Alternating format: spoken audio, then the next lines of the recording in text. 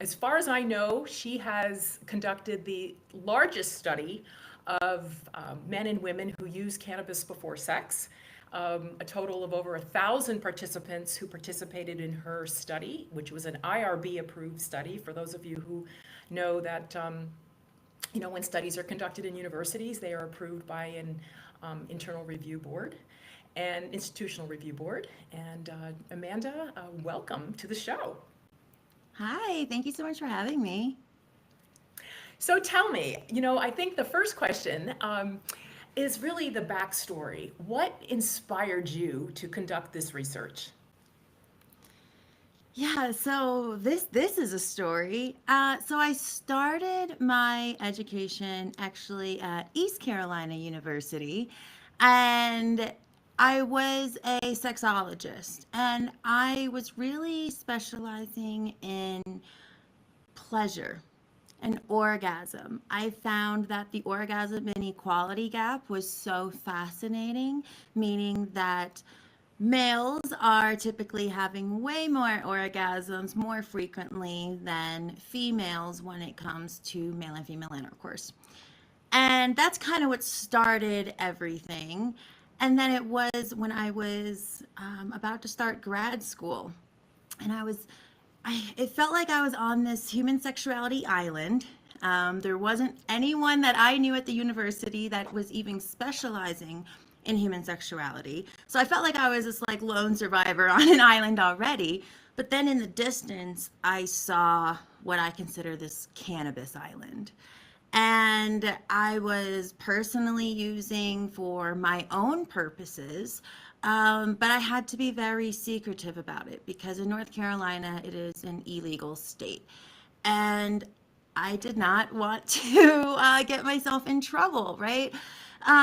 So I saw this cannabis island in the distance, and I was like, how can I make a bridge between where I'm at doing this human sexuality pleasure focus to how can I bridge myself to over there to this cannabis island, this really exciting new island that I felt could be something. And that is when a light bulb went off and I was like, "Oh my god, I'm going to study how cannabis affects your sex." Wow. I was always big in Masters and Johnson, and I kind of took their framework. They taught us how the sexual response cycle works. And so I took that framework and I said, okay, how does it change when using cannabis? And that's how all this started. So what I'm hearing is you were personally experimenting with cannabis. And were you having your own, was this kind of a me search? Meaning, they call research, my dissertation advisor had said to me, research is me search in many cases. And curious if you want to share about if you had any of your own experiences using cannabis before sex that may have inspired you, like it did for me. I mean, that's really why I'm doing this work and changed my career, was because after 30 years of having orgasm difficulty and seeing sex therapists and trying everything, it was cannabis that changed my life. Not just my sex life, but it changed my life. So curious if you want to share about that. Yeah, so being a pleasure focused sexologist, I was already very, I will also get pleasure as well. And word on the street, anecdotal evidence showed that cannabis could help with that. So from the beginning, I was like, well, I could better what I have going on, but I was also having my own difficulties. I suffered with endometriosis, and that puts you in a great deal of chronic pain each and every day, which wears on your body, wears on you mentally, wears on your psyche after a while. And I found that cannabis helped me with that. And if I wasn't having severe menstrual cramps, I was able to enjoy sex. And I was also finding that it was helping my severe menstrual cramps. And so that was another reason that I wanted to get into this. I guess it was for selfish me search reasons. But I also was like, this has not been done before, and I really feel like I have something here. Very true. And I mean, when I was doing my research, I had seen your original study out of the University of North Carolina that was a dissertation. Like, I had found over 1,000 research articles, and yours was one in particular that I tracked and followed. I think I even contacted you Yeah. after, That's how we way met. back when. Um, yeah, so. And I just want to add, that endometriosis was just added in the state of Illinois as a condition of treatment with medical cannabis. There's 2 women there who have pioneered that, and that I understand is the first state that added endometriosis um, and female orgasmic disorder. We can get into that about the states that have, and your role with Colorado being the leader, putting female orgasm difficulty in as a condition of treatment. But we'll get into that. So let's get to your research. So tell us about maybe how you conducted the research, like what the process was like, and then we'll get into the findings that may have, even the ones that might have surprised you. Yeah, so in 2018, I collected this data. It was a nationwide survey that you can take online. Um, the only qualifications was that you had to have used cannabis at least once in the past and be able to report maybe how it made you feel. You did not have to have had sex while using cannabis, because I've also saw that your body goes through the same physiological response with or without a partner, i.e., masturbation. So I was also able to look at that and see how cannabis influences it. Overall, yeah, I did get over 1,000 participants, which is really cool. And we published in 2023, but we only reported on 811 participants for that study. And that was because I just reviewed your abstract again and the study before coming on the show. And what was interesting was that the age range of your participants was 18 to 85, which I found interesting. And the majority were female. 65% were women who participated in your study. 73% were in monogamous relationships. And it's interesting because the research out of the 70s. Cannabis research on sex had been done since the 70s, 69, with Dr. Eric Good, as you know, and interestingly, the researchers back then were concerned about women not being monogamous using cannabis back then. So it was interesting to find that 73% of the participants were monogamous. And age and race were not statistically significant in your study. It didn't matter what age they were. And this one, the over 70% increased desire and orgasm intensity. Tell us a little more about that. Yeah, so when we compared that Masters and Johnson model, so looking at desire and orgasm, and then overall resolution and satisfaction, ultimately we looked at how cannabis can influence your sexual functioning as well as your sexual satisfaction. So your overall enjoyment. And yes, one of those aspects was sexual desire. So you want to have sex more. We found that it made them a little more horny, made them a little more want to engage in those acts. And it could be for a variety of reasons, right? We also looked at sensuality, so how the 5 senses also impact when you use cannabis and mix it with sex. And we did find that it increased significantly their taste and touch. And if you think about it, you use taste and touch a lot during sex. So for those senses to be enhanced, I would also want to have more of it too. Makes sense, right? I mean, that the desire aspect, because we hear many women talk about not having desire and desire being the number one sexual complaint of women. Orgasm used to be the number one. Interestingly, my study found that women who had orgasm difficulty, desire was not their main issue, it was pain. For women who did orgasm, the main issue was desire. So And there is studies out there that show that states that have um, medical cannabis or cannabis programs have people are having more sex. So your study validated that, is what I'm hearing. Um, yeah, and so the more pleasure with masturbation, 62% having more pleasure through masturbation. Um, the contrast. So, how did your study contrast with other studies? I read that in your conclusion that your study had contrasted with other studies. You know, the biggest thing that I saw, and this is going to refer back to comparing it with those 1960s, early 1970s research. So, like you said, there has not been any cannabis and sex research like this since the late 60s, early 70s. And what they found was that cannabis would cause male impotence, which now we know is the ability to achieve and maintain an erection. So I actually hypothesized that that was what I was going to find as well. A lot of my predictions, let's say, were based off of previous literature. Interesting. And so that was what I expected to find. And I can say that I believe my study's the first one to show that that is not the case.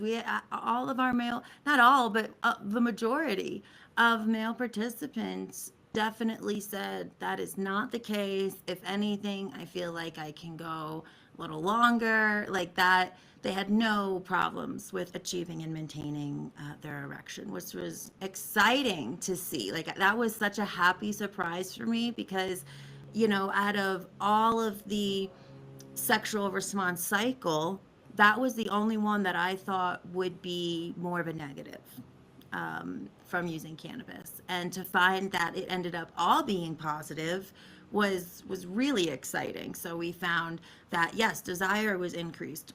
The ability to orgasm was increased. So you're more likely to orgasm. When you do orgasm, it's much more intense. They explained it as full bodied. You were able to have multiple orgasms, we found, especially for our female participants. So it was like across the board, significantly significant in a positive way.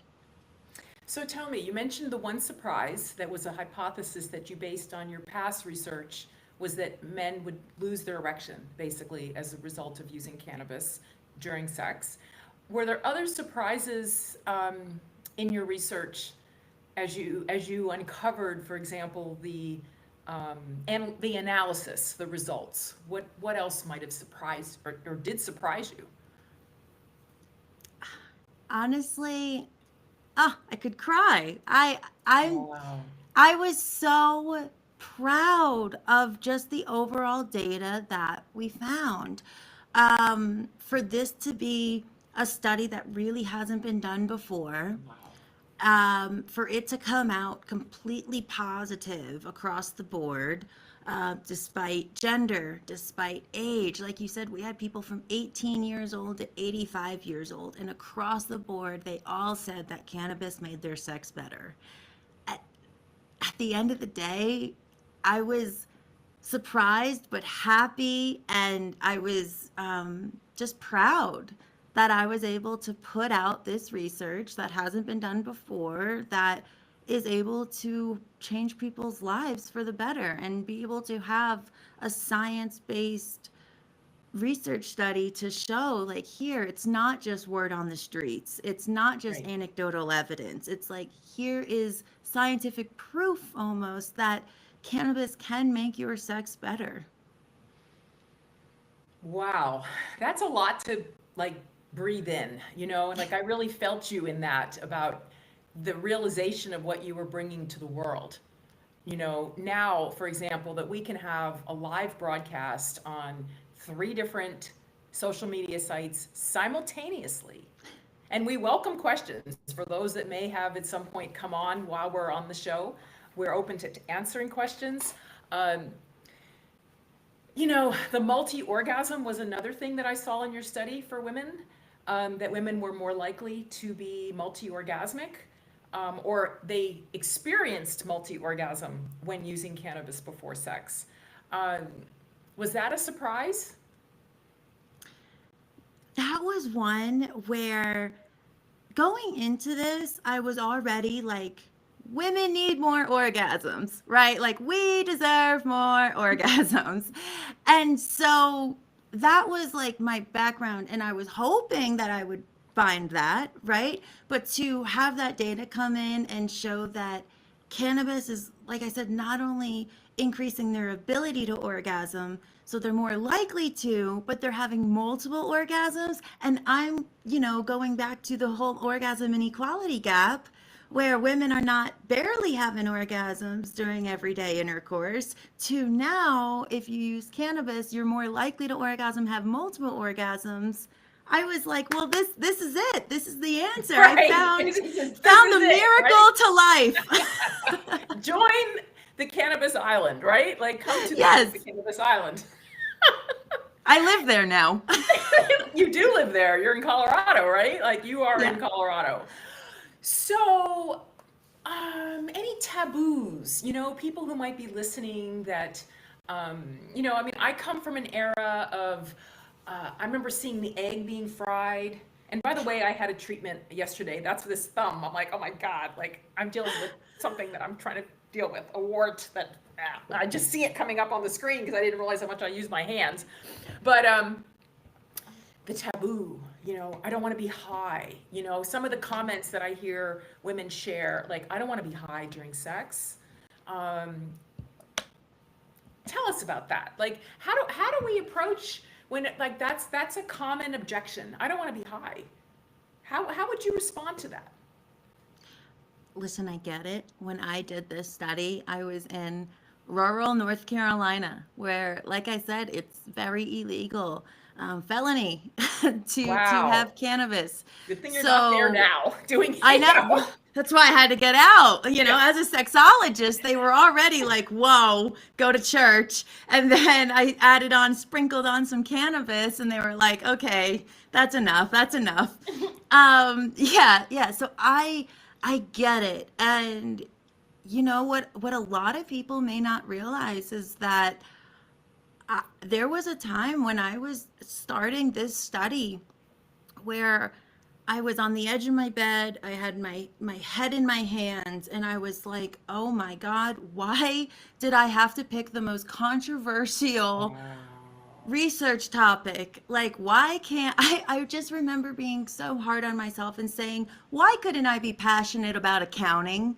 Why could I not be passionate about math? Okay, that's so less controversial. But unfortunately, that's not what spoke to me. I was, I guess, given the powers to make this happen, to be the brave one that speaks out on this, because, like I said, it was already one thing for me to be a sexologist, and I felt like there was also kind of a push for me to do more sex education, and you were already pretty out there, even if you were doing like a comprehensive sex education that's not abstinence based. Like, that was already like, wow, she's really going for it. So for me to be a pleasure focused, I want women to have orgasms, I hate that orgasm inequality is a thing, then I sprinkle on cannabis. So I get the taboo. I totally understand, which is also why I was in what I call the cannabis closet for so many years.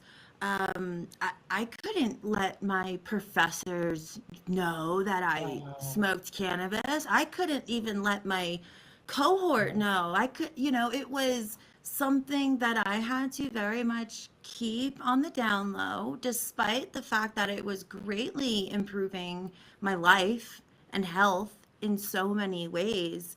I definitely felt restricted because of the taboo legality issue with it. How did you stumble on it? Like, how did you, this cannabis thing, um, how did you stumble on Cannabis Island? Like, how did you go there? Like, Okay, okay. probably one of the funniest stories I have with any topic. This is up there. I remember being in fifth grade DARE, the DARE assembly. Oh, yeah. Okay. Yep. And I'm part of that generation. And I remember the police officer, I was sitting in the bleachers, police officer's down there, and he's like, heroin's bad. And I remember being like, yeah. And he's like, meth is bad. And I was like, yeah. Then I remember him saying, cannabis is bad. And that's when I was like,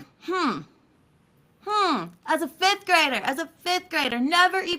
I don't even know what cannabis looks like at this point. I don't even know if Interesting. Isn't that I interesting? truly didn't. And I remember sitting there being like, I don't know and then I had the thought, when I grow up, if I were to try any drug, I think it'd be cannabis. And years went by. I never actually tried it for the first time until college. I wanted to, but I guess I never gave off the vibes. Joke with my friends is that I look like a narc.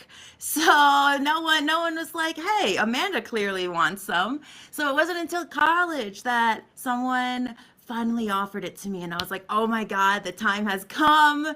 It's here. In And the illegal state. I mean, in was this the illegal state is state. where it was offered to you. Okay. I won't Yeah. say anything. We won't, but the last thing we want to do is get anybody in trouble. I would not do well in prison. I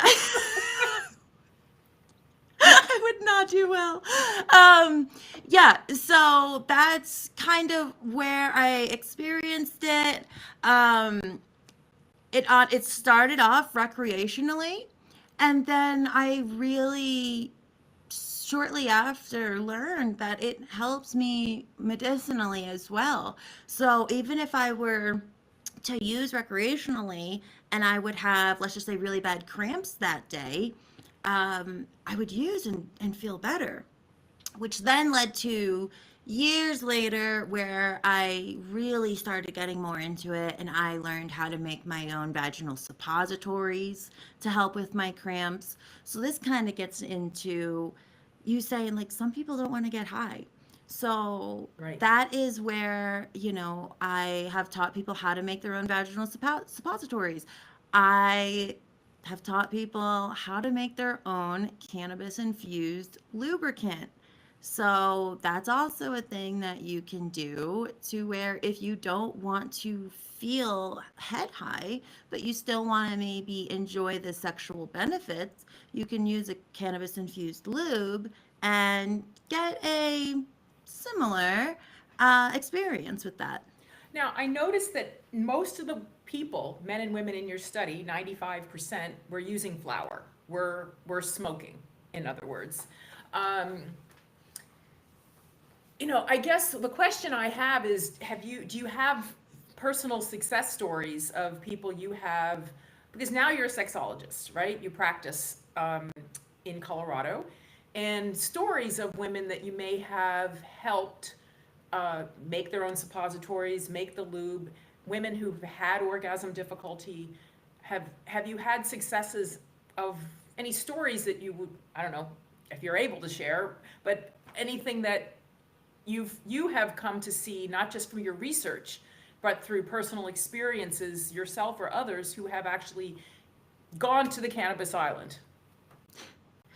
Yeah, I see people come to me from all walks of life and all spectrums, right? So doctors, lawyers, police officers, surgeons, like, we have people from all different occupations, as well as, like my research showed, ages, as well as their experience with cannabis. Some of them have never used before in their life. Some of them might be daily users and just kind of want to figure out tips and tricks from a sexologist on how to use it to update their sex life, you can say. So that is definitely something. And it also is something to say about your own personal preference and body chemistry. So yes, a lot of my participants did smoke flower. And I like to think of categories as forms and method. So, form would be flower, dab, edible. Method would be smoking, eating, etc. And depending on your personal preference and your body chemistry, would depend on what method and form that you like and that you prefer, but also what works for you and what works for you in a sexual benefit way.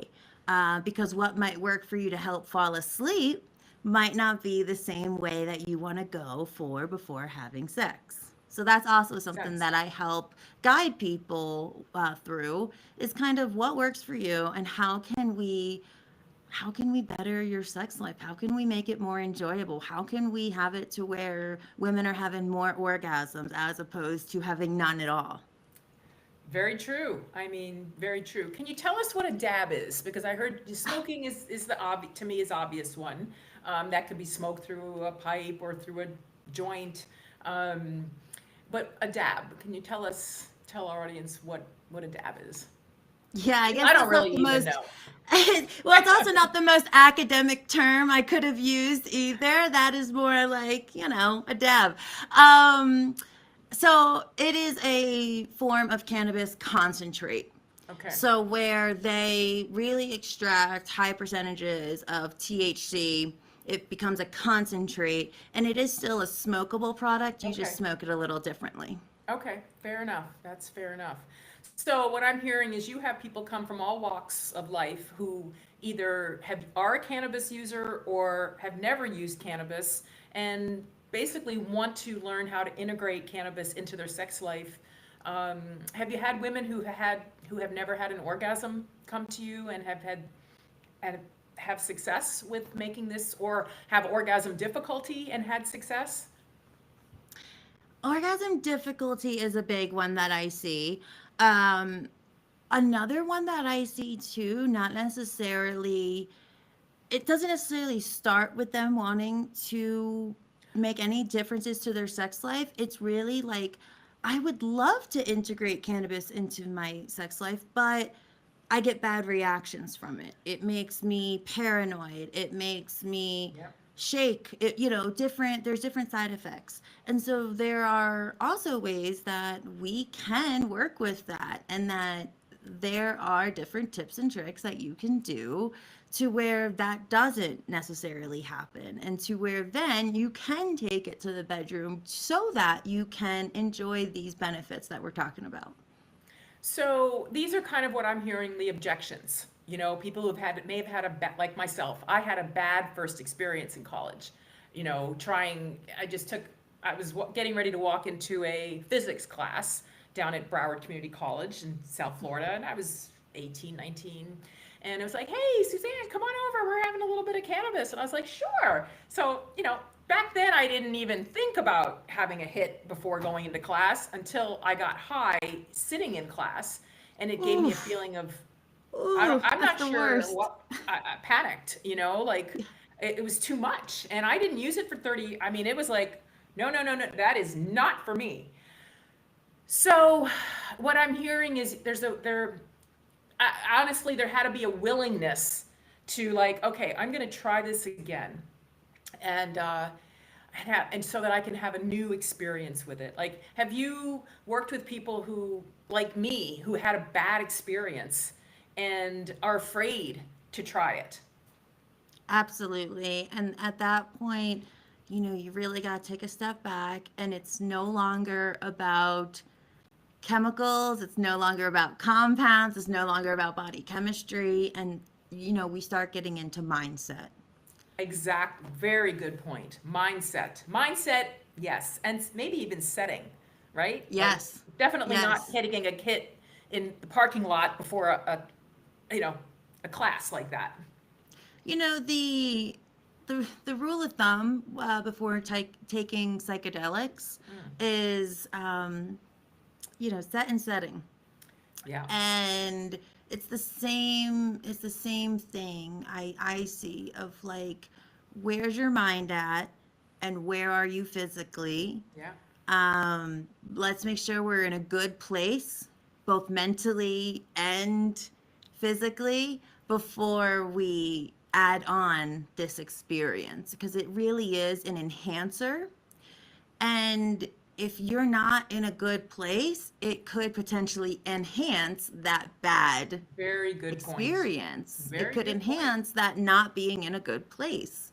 So it really is important to make sure that you feel okay with where you are right now. Like I said, both in your head and your surroundings, before you partake. Now, I had talked to a woman recently who, just to give you an example of, I want to say it's kind of like a self mastery, like learning how to master the self to use cannabis in a way that actually enhances our experience rather than deters from it. And what she had said was that she was afraid of making noise. So she wanted to get high and she would get high, but she would still, her alert system would still be on because she was afraid of, if, when she was pleasuring herself, she might moan or groan or make a noise and she didn't want her roommate to hear her. So can you speak to the hypervigilance, like how we have to find a setting where we feel completely safe so that we can drop in to this altered experience, basically?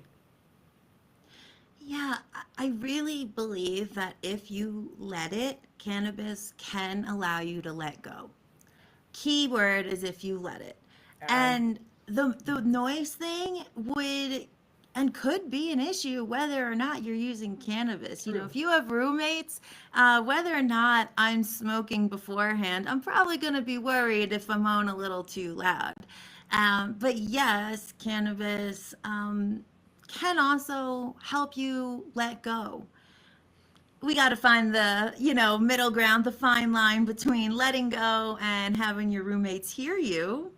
So I also think there could be a time, a place that makes you feel most comfortable so that you can let go, so that you can have your body and your mind release, even just for a few moments.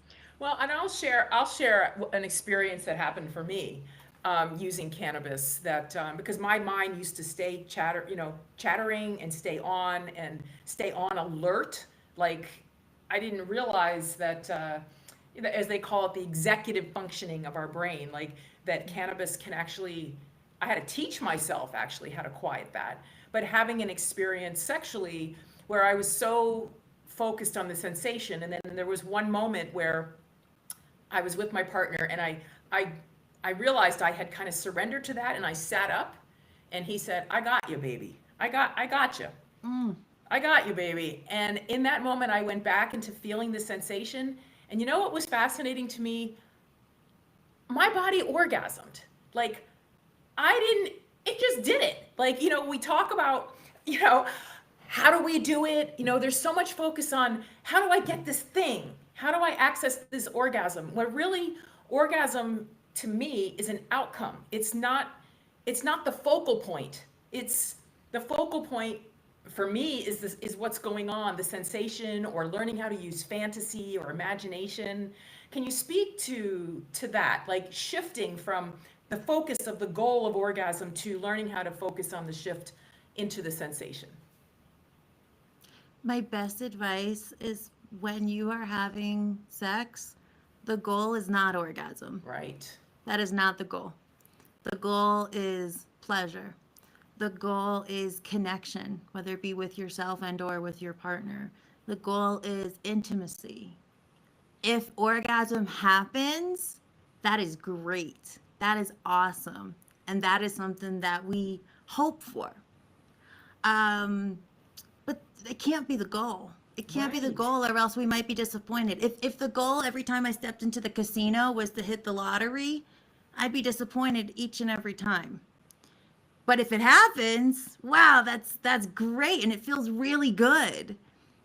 And I think if you think about it that way, it takes the pressure off.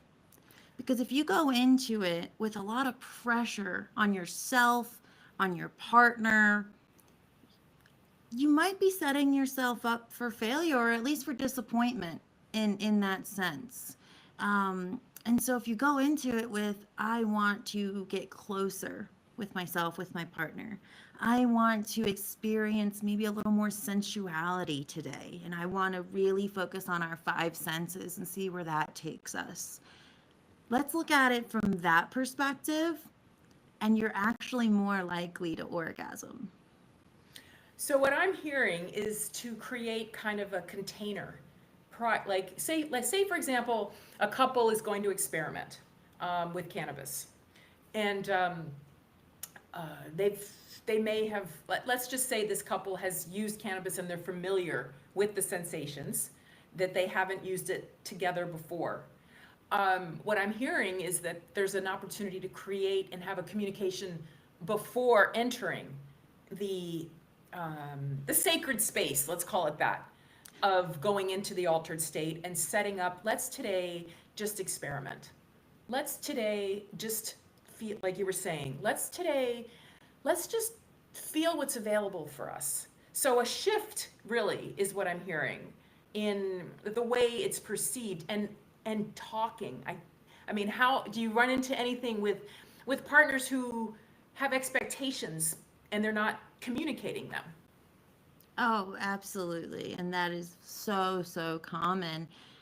I think my biggest tip trick is remembering that foreplay is so underrated. So, like, so underrated, as well as communication. And I really think the two go hand in hand. Yeah. So, using that exploration mindset of, I want to try this, why don't we experiment with that? Using that communication as a form of foreplay. It can be really sexy for your partner to maybe get a text with you saying, I'd really like to try this tonight. And that's where that foreplay can start. I think that it is a misconception that foreplay starts in the sacred room, as we call it. It doesn't. Foreplay starts hours and hours before that. And so using those communication of, I want to try this, this is a good one. I love when you do that. I love when you do that. That would also really start that foreplay process. And then when the time comes, yes, we can do a little more hands-on foreplay, of course, but it's already been started. You're already been marinating on it. Right, you're marinating in it. And it brings me back to what you were sharing earlier about kind of the bridge to Cannabis Island, or even we could even call it even Cannabis and Orgasm Island, Cannabis and Pleasure Island. Pleasure Island. I mean, actually, there is a Pleasure Island. Right? Pleasure Island. Like Pleasure Island. So the bridges, like how do we get to Pleasure Island? And what I'm hearing you say, for example, is this communication with the partner, even for self-play, like preparing to go to Pleasure Island. How do we prepare ourselves? Because what I hear, even on the Reddit thread, there's a Reddit thread, Becoming Orgasmic, with 37,000 women who speak to their orgasm difficulty. And I'm hearing that they're not setting themselves up to go on Pleasure Island, meaning it's like, I want this orgasm, and I'm not feeling anything. And I can feel their frustration and what I call the hope frustration cycle, that they cycle into, is today, am I going to have this orgasm today? Like, it's the hardest thing, I think, to drop that goal. Like, and as a society, I mean, what do you think? Like, dropping the goal of orgasm so that we can go to Pleasure Island. When I first heard of this concept, I was like, there's no way that's not the goal, right? It has to be the goal. What's the point if that's not the goal? So I get it. And ultimately, it can be something that you want. And it goes down to the pressure that you put on yourself to make it happen. And so whether or not you have a partner, because I'm all about, those that don't have a partner but still want to experience, a good sex life with themselves, And honestly, I recommend for even people in a relationship to really get to know their body. Yeah. And I feel like that's so over said, but so underrated.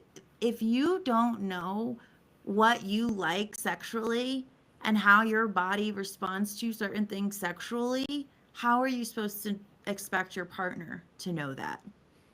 Very true. So it really goes down to explore yourself, have fun with it, and do not put any guilt or shame around it, right? Because then we kind of, it defeats the Yeah. purpose. It needs to be a very, you are safe, you are comfortable, you are in a place where you feel like you can explore in a non judgmental way to see what do I like, what do I not like, where do I like to be touched, where do I not necessarily like to be touched, whether it's uncomfortable, ticklish. There's Yep. spots where I'm like, yeah, that's too ticklish. That does not turn me on if I'm being Yeah. tickled for me personally.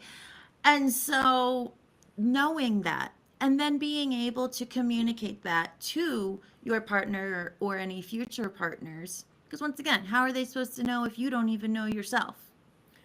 Correct. And then the respect, that again, when we go back to the bridge to Pleasure Island, that when we set the setting up, that we communicate, okay, no tickling, for example, or, so that there's a respect. If it doesn't work, that the partner doesn't push, because I hear often women talk about, well, or they feel responsible. My partner was aroused and wanted me to give him a blowjob. I've heard this, and then the woman doesn't want to do it, but then moves into the space to do it. That's kind of like a you have to see, is it self violation or is it self respect, or is she doing it for him? Because in other studies, they have found, for example, Dr. Kontula found in Finland that women are more focused on the man's pleasure, their partner's pleasure, than their own. They're trying to understand that. So, that's, we bring in these other dimensions to going to Pleasure Island, for example. The bridge to Pleasure Island, um, it's a sense of self. What I'm hearing is it's self mastery, being able to use the voice. We know faking orgasm is also a huge issue for women. Oh, oh, don't even get Yeah, me I'm just saying. started. Uh, okay, for everyone listening, everyone in this world, if I could have a megaphone right now, I would. Never, never fake an orgasm, never fake your pleasure, okay? Never fake that you're enjoying something when you don't. And that could go for more things than just sex. But when it comes to sex, especially when you're with a partner, they are going to take that cue. Whatever they Yeah. were doing in that moment, when you faked that pleasure, when you faked that orgasm, they're going to remember that. And they're Yep. going to say, she loved that. Yep. They loved when I did that. And they're going to keep doing that. And that could have been the most painful thing that you've experienced, that you were gritting your teeth to get through to try to make them feel better about themselves. It's not helping anybody. It's No, not it's helping not. anybody.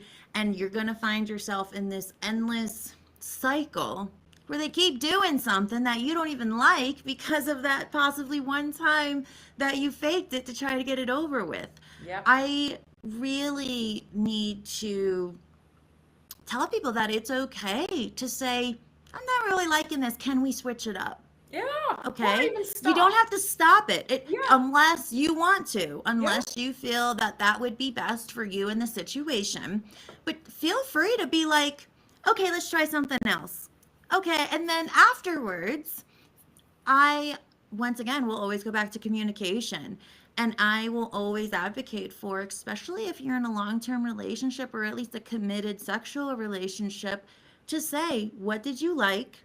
And then Yeah. what did you not like? And don't be afraid to say if there was something that they did that you necessarily didn't like, because otherwise they might do it again. And the worst that could happen is that resentment builds. And then finally you blow up and you're like, I hate when you do that. Yeah.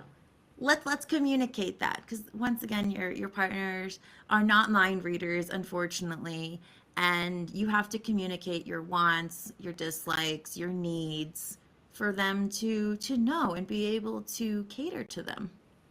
So well said. And what I hear is really three words. It's say the thing. Say the thing. Say the thing. I mean, I paid like $10,000 to take a course in London one time. It was with, the company that is actually with the FBI dealing, it was One Taste in an orgasmic meditation coaching program. And if I paid this $10,000, what I mainly got out of it was say the thing. So, and it teaches us to, when we hear it going on, oh, this isn't feeling good, this isn't feeling good, I'm going to just say the thing.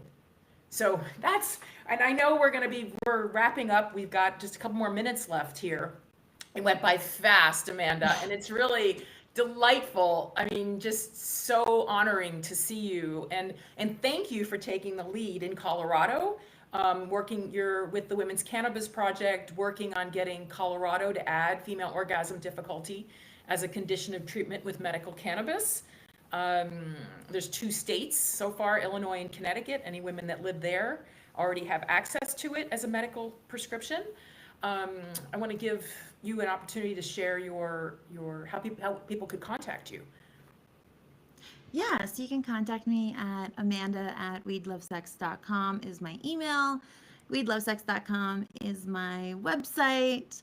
And yeah, feel free to reach out. And thank you again, Suzanne. I am also just so proud of the work you are doing with these petitions. It is really, really cool to see our research being used and applied. When I did this study, I did not think that we were going to be able to use this data to actually change laws. Well, you And wrote so it. it makes me In really proud.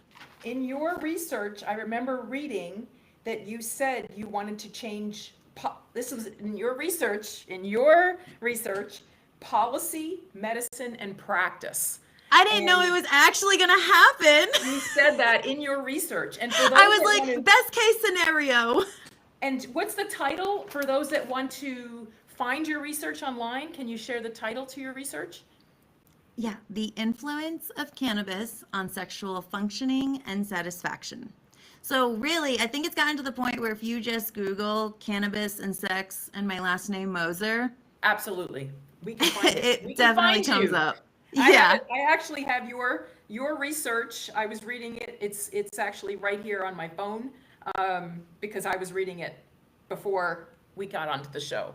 So yeah, and just for those that are listening, know that transformation is possible. An orgasm problem can be solved, and cannabis has been scientifically proven to do that. And we're 2 women who are me-searchers who have transformed our sex life with cannabis, and more than just sex life. It's transforming our lives.